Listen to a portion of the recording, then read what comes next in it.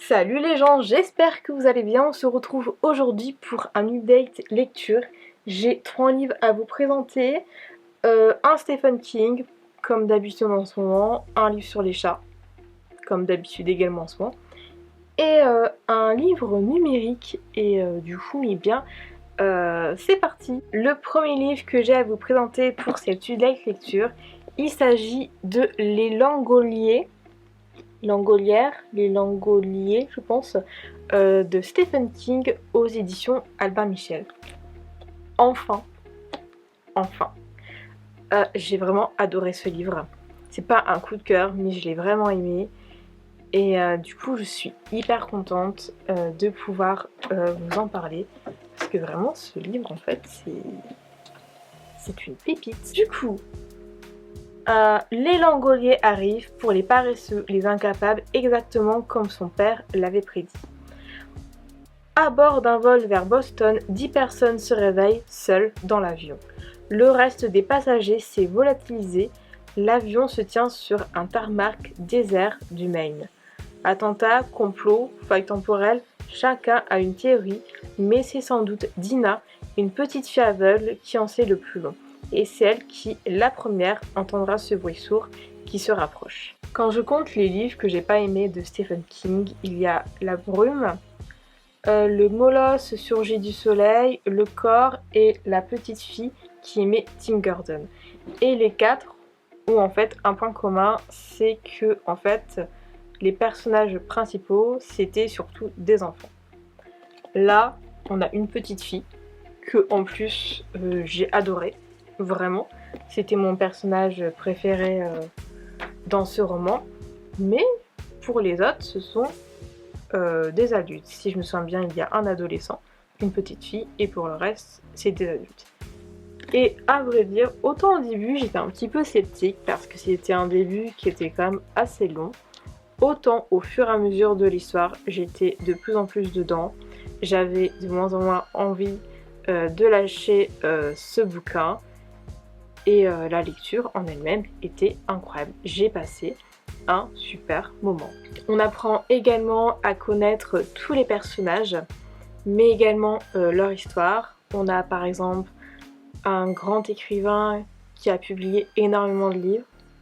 Serait-ce une petite ref à Stephen King lui-même? Je le pense bien. Une petite fille aveugle. D'ailleurs, on nous en parle directement dans le résumé de cette petite fille aveugle. Et bien d'autres personnages encore. En fait, on a vraiment plein de personnages qui sont tous différents les uns les autres, que ce soit des femmes, des hommes, des enfants, des adolescents. On a également un pilote dans l'avion qui fait également grandement partie de l'intrigue de ce roman. Et le plus fou, enfin ce que j'ai beaucoup aimé, c'est que tous ces personnages ont toute une théorie sur ce qui s'est passé. Pourquoi il ne reste plus qu'eux? Où sont toutes les autres personnes qui étaient dans l'avion quand elles sont montées? Est-ce qu'elles ont été kidnappées? Est-ce qu'elles sont parties d'elles-mêmes? Ou on ne sait pas. Est-ce qu'il y a eu un attentat? Est-ce qu'il y a une faille temporelle? Toutes ont une théorie différente et tout, et du coup c'est bien parce que nous-mêmes on peut avoir notre propre théorie ou on peut en fait rejoindre la théorie de l'un des personnages. Vraiment, c'est vraiment un super bouquin, j'ai passé un super moment. En général, quand le dos de mes romans sont un peu cassés, de manière totalement pas volontaire, hein, c'est qu'en général c'est une bonne lecture. Alors il y a également certains de mes romans qui ont le dos cassé alors que je les ai pas vraiment aimés. Mais généralement, quand ils ont le dos cassé, c'est quand même assez bon signe. Enfin bref, vraiment, j'ai vraiment beaucoup aimé ce roman. En fait, je l'ai pas énormément aimé. Mais par rapport à mes dernières lectures des ouvrages de Stephen King, je suis vraiment contente de l'avoir aimé. Et en vrai, c'est une histoire qui est super intéressante, qui est super prenante.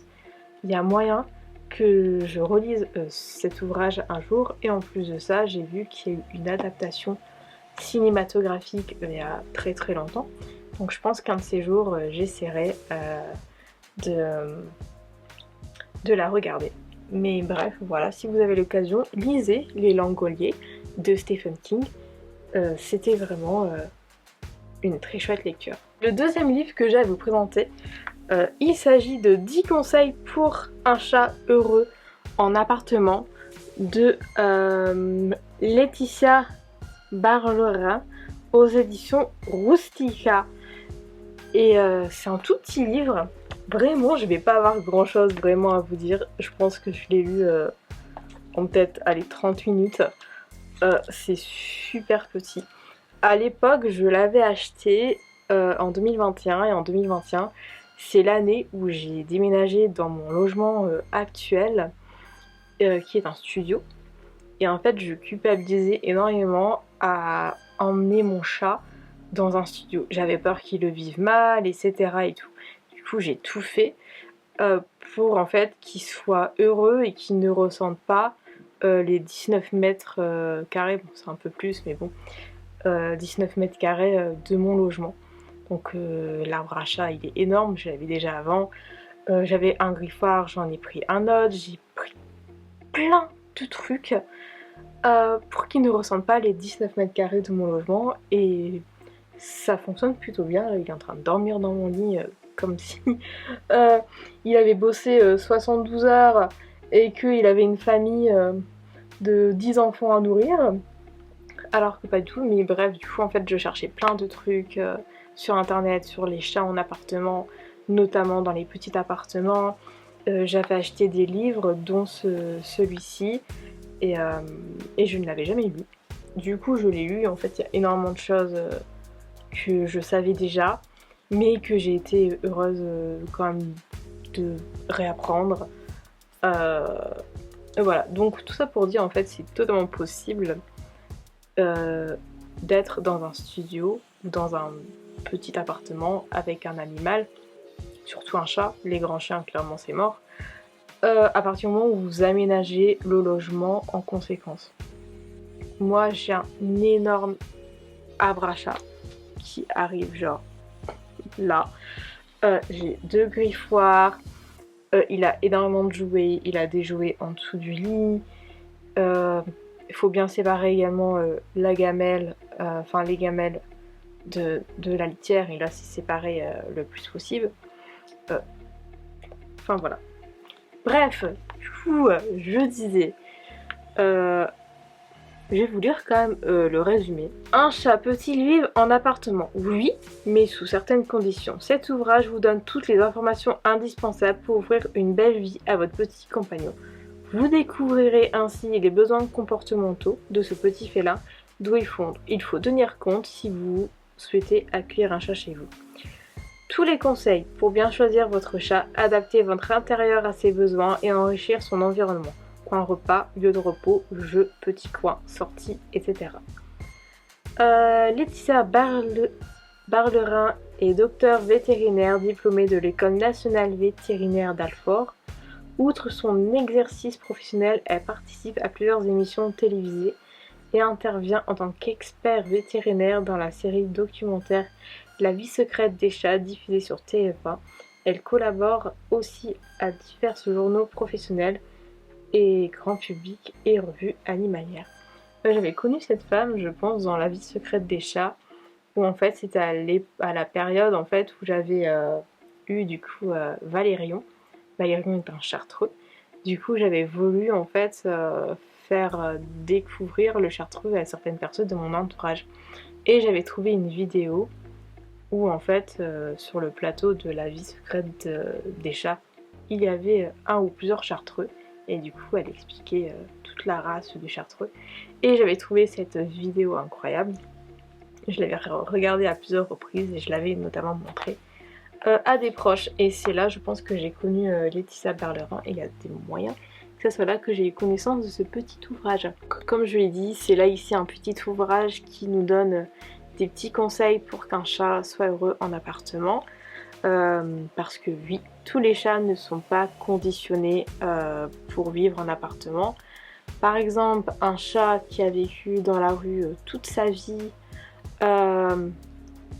que vous allez adopter dans un refuge, ou alors tout simplement si vous adoptez un chat d'un propriétaire décédé, mais que lui a eu accès à l'extérieur toute sa vie, ça va être des cas très particuliers, voire impossibles, si en fait ils n'ont pas accès à l'extérieur. Par exemple, ou si, par exemple, dans le cas du chat décédé, enfin du propriétaire décédé, le chat a vécu en maison en fait. Donc voilà, tous les chats ne peuvent pas vivre en appartement, tous les chats ne peuvent pas également être enfermés. T'en as qui vont forcément avoir besoin d'avoir un accès à l'extérieur. Et en amont, nous avons également les chats qui sont nés entre quatre murs, qui n'ont connu que ça durant toute leur vie. Que ce soit un chat que vous allez avoir dans un refuge mais qui a toujours vécu entre quatre murs, ou alors un chat qui vient d'un élevage. Là, par contre, il n'y a aucun souci en le faisant vivre en appartement et surtout en ne le faisant pas sortir.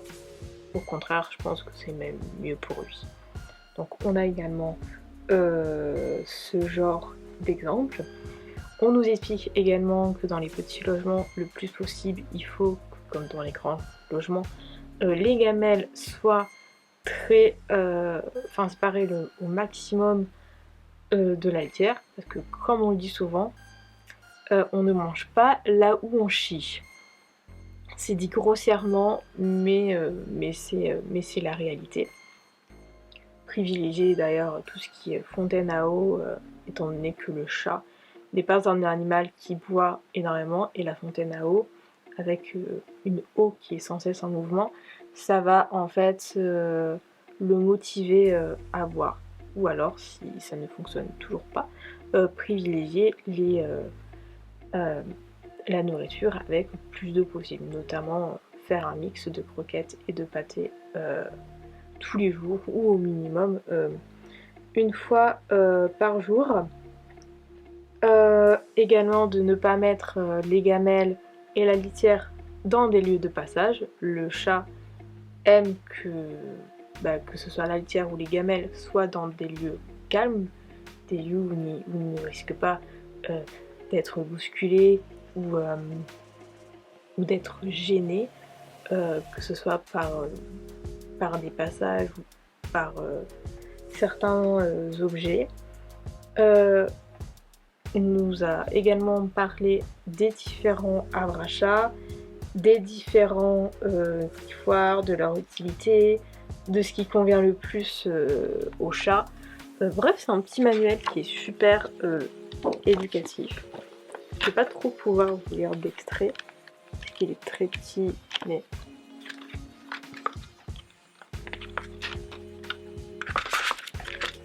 voilà, moi j'ai beaucoup aimé. Et voilà, en tout cas c'est très éducatif, et c'est également très court. J'ai Valérion qui nous a gentiment rejoint. J'ai parlé de chat, du coup il s'est dit « Oh, ça parle de moi !» Regardez comme il est beau mon fils. Ah, t'es beau mon amour. Allez, je te lâche. Lui, tout ce qu'il veut là, c'est ses croquettes. Voilà, la preuve. Le troisième livre que j'ai lu pour cette UDEC lecture, il s'agit du deuxième tome de Caleb de Mira Al-Jundir dans la collection R de Robert Laffont. Pour les personnes qui n'ont pas regardé ma précédente vidéo, enfin mon précédent UDEC lecture, je vais du coup plus ou moins vous dire assez rapidement de quoi parle ce livre. Ou du moins cette trilogie, étant donné que c'est un intégral. Alors, à 19 ans, Caleb L. Gousson se découvre empathe. Il se connecte à vos émotions pour vous manipuler. Il vous connaît mieux que vous-même et cela le rend irrésistible. Terriblement dangereux, parce qu'on ne peut s'empêcher de l'aimer à la folie, à la mort. Sachez que ce qu'il vous fera, il n'en sera pas désolé. Ce dont il tient d'une lignée islandaise millénaire le grise. Même traqué comme une bête, comme une bête. Il en veut toujours plus, jusqu'au jour où sa propre puissance le dépasse et où tout bascule. Mais que peut-on contre le volcan qui vient de se réveiller? Une trilogie puissante qui, à l'instar de la série Dexter, offre aux jeunes adultes l'un de leurs fantasmes, être dans la peau du méchant. Et c'est déconseillé au moins de 15 ans. Alors par contre, être dans la peau d'un méchant, on n'a peut-être pas la même définition du mot méchant. Parce que je le trouve pas si méchant que ça, Caleb. À la mine, c'est un bad boy, avec des pensées un petit peu sombres. Mais on n'a vraiment pas la même définition du mot méchant.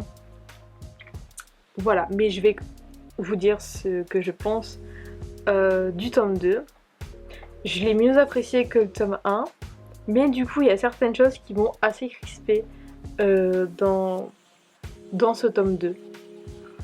Nous avons beaucoup plus d'action dans ce deuxième tome que dans le premier tome. Le premier tome, il me semble que j'avais dit que c'était très très long. Très très long. Là, c'est bon, on est quand même au centre de l'action. Il y a encore un petit peu de longueur, mais en vrai, ça m'a absolument pas dérangé. Là, on est vraiment dans l'action, donc c'est beaucoup mieux comparé au premier tome. On apprend également à connaître certains personnages, des nouveaux, mais aussi des anciens que l'on a connus dans le premier tome, notamment le personnage d'Abigail, que là on a vraiment appris à connaître ce personnage, ce qui est normal, puisqu'en fait elle est arrivée quand même assez tard dans le premier tome, ou du moins on a su qui elle était assez tard dans le premier tome. Par contre, s'il y a une chose qui m'a dérangée, c'est toutes ces allusions très macho, très sexistes, voire misogynes, surtout envers ce personnage en fait. Il y avait déjà des allusions très macho dans le premier tome, mais en vrai ça m'a pas dérangé parce que bon, le personnage de Caleb, voilà, c'est un mec qui... c'est un mec en fait, donc voilà, mais faut mesurer les choses quand même. Là vraiment, il y a eu des phrases qui m'ont donné envie de vomir. Par exemple, il y a un personnage masculin, assez âgé, contrairement au personnage d'Abigail, qui fantasme dessus comme un animal en disant comme quoi... Enfin, il l'imagine nu avec ses petits seins bien fermes qui rebondissent quand elle marche. Vraiment, c'est à la limite de la pédophilie, si on peut pas appeler ça de la pédophilie. Également une sorte de racisme camouflé envers le personnage de David, qui est très très très souvent répété comme homme noir, ou alors homme black et black avec un B majuscule, comme si c'était un être à part à cause de sa couleur de peau. C'est vraiment des choses qui m'ont énormément crispée. Alors il manque plus que l'homophobie et on a le trio gagnant. Voilà. Alors certes, concernant la misogynie et le sexisme envers Abigail, ça a été dit par des personnages qui ne sont pas nos héros, qui font partie du côté des méchants. Mais quand même dans d'autres romans que j'ai lus, où en fait les méchants disaient certaines choses très négatives envers des personnages du côté des gentils, que ce soit des femmes, des hommes, noirs, blancs, bleus, ce que vous voulez, je trouve qu'il y a quand même une limite. Là, vraiment, c'était trop, c'était à vomir. Et alors, c'est un roman qui date d'il y a plusieurs années, donc je peux être gentille et mettre ça dessus, comme quoi maintenant, quelque chose comme ça, ça ne se ferait plus, mais quand même, je trouve ça quand même ahurissant. Je trouve ça ahurissant. Et concernant le personnage de David, donc l'homme noir, j'en parlerai même pas. J'en parlerai même pas. En plus, il y a énormément d'incohérences par rapport à ce personnage. J'en parlerai même pas. Donc là, c'est pas des spoilers que je vous dis, parce que je vous parle pas de l'histoire en elle-même, mais juste de choses qui m'ont énormément crispée. Fallait que j'en parle, fallait que ça sorte. Voilà. Là, ce sont vraiment les deux choses. Donc les remarques physiques désobligeantes envers Abigail, envers David, qui m'ont énormément crispée. Et ce qui est dommage, c'est qu'en dehors de ça, moi j'ai bien aimé le deuxième tome. Enfin bien aimé. C'est pas un coup de cœur, c'est pas une histoire incroyable, mais franchement je l'ai aimé. Donc là il me reste qu'un tome. J'espère que dans le troisième tome, il n'y aura plus de remarques misogynes et racistes, parce que sinon je vais péter un câble. Je vais péter un câble et j'ai très hâte en fait quand même de lire la suite parce que la fin me reste vraiment sur ma faim. Mais voilà, juste stop avec les remarques comme ça qui sont totalement dégueulasses et à vomir. Cette update lecture est maintenant terminée, j'espère qu'il vous aura plu. N'hésitez pas à me suivre sur les réseaux sociaux si ce n'est pas encore fait. Tout est en barre d'informations. À suivre la chaîne, enfin à vous abonner, à liker cette vidéo, à la commenter, à la partager si elle vous a plu. Et on se retrouve très bientôt pour de nouvelles vidéos. Ciao!